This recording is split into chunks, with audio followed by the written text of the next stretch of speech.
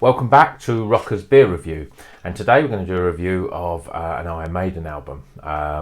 So, who doesn't like Iron Maiden? I mean, obviously, if you're into metal, you probably have owned at least one album by them, and you've probably got at least one t-shirt. I expect many people have also seen them live. They were the first band that I saw live, and I've had subsequently seen them 4 times in total. Iron Maiden are massive.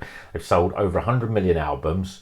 That's over 39 odd albums, 16 studio, 12 live albums, 4 EPs and 7 compilations. So which album shall I review first? Well, if I'm expect to do more than one, so if everyone's got their favourite, let me know in the comments and we'll review that one. But today I've picked my favourite album by them, their 1986 album Somewhere in Time.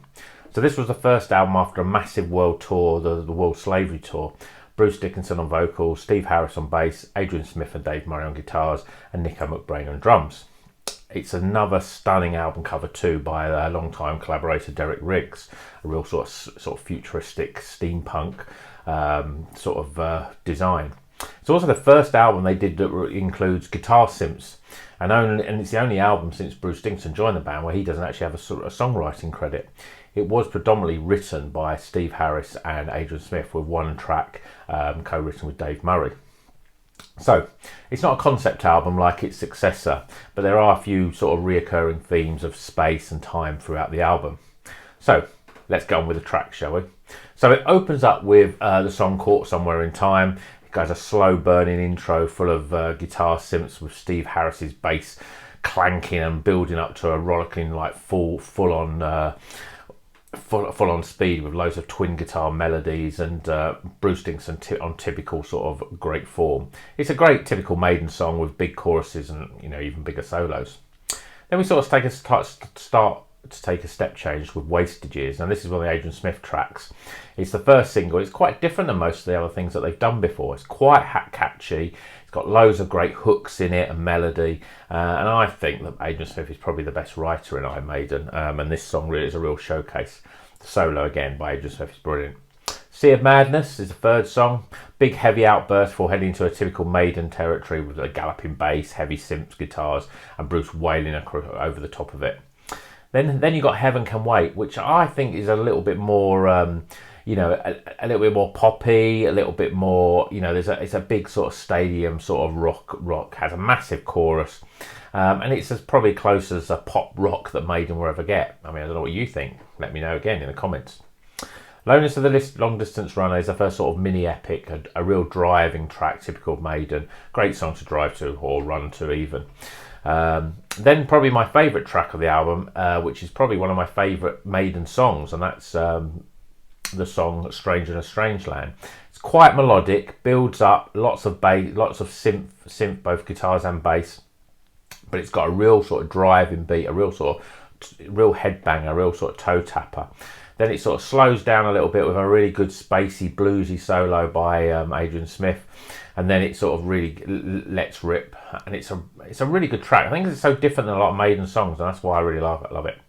Penultimate track is a song which is penned by Dave Murray and Steve Harris, called Deja Vu.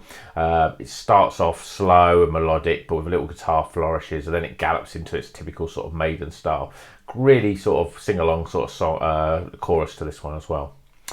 The last song by Maiden is the big historical epic Alexander the Great.